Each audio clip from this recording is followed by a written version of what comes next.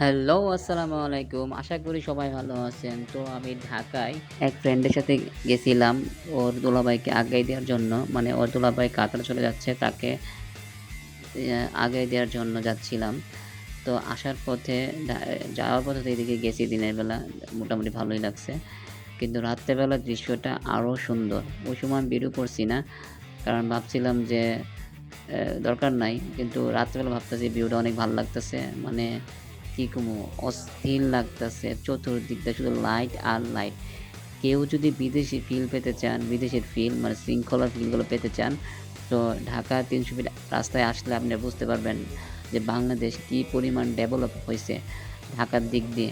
অবশ্যই সব দিক দিয়ে মোটামুটি আম মানে উন্নয়নের ছোঁয়া লাগতেছে।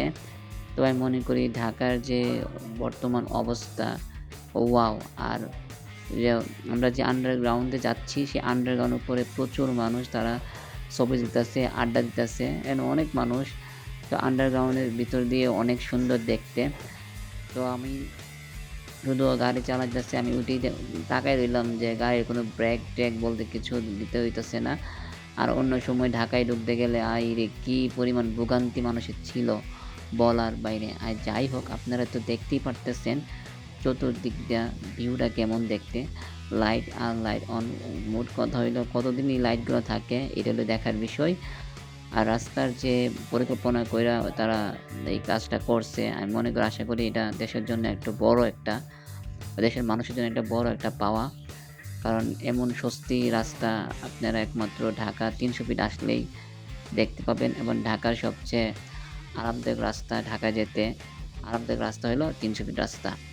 তো আমি আর কি বলবো আপনারা নিজে আসলেই বুঝতে পারবেন আসল কথা ৩০০ ফিট রাস্তা কেমন। তবে রাতের ভিউটা অনেক সুন্দর। তারপরে মনে হয় কিছু কাজ বাকি আছে। আর আশেপাশে রাস্তার যে ২ সাইডে গাছ লাগানো হয়েছে সেই গাছগুলো যদি বড় হয় তখন বোঝা যাবে আসলে সৌন্দর্যটা আরো কতটুক বৃদ্ধি পাবে।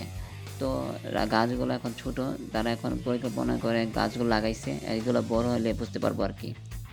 আরেকটা বিষয় আমার চোখে পড়ল একটা অটো একটা প্রাইভেট কারে টাইনা নিয়ে যাইতেছে। সম্ভবত প্রাইভেট কারের সমস্যা হইছে তাই অটোটা প্রাইভেট কারকে হেল্প করতেছে। তো এটাতেই প্রমাণ করে যে বড় ছোট সবাই সমান। অনেক সময় ছোটোর কাজ লাগে। যাই হোক দেইখা ভাল লাগছে জিনিসটা। আবার হাসিও পাইতেছে। অটো প্রাইভেট কার টাইনা নিতেছে। আর আমরা জ্যামের মধ্যে ছিলাম। দেখেন অনেকক্ষণ জ্যামে আটকে ছিলাম। যাই হোক সবাই ভালো থাকবেন। আল্লাহ হাফেজ।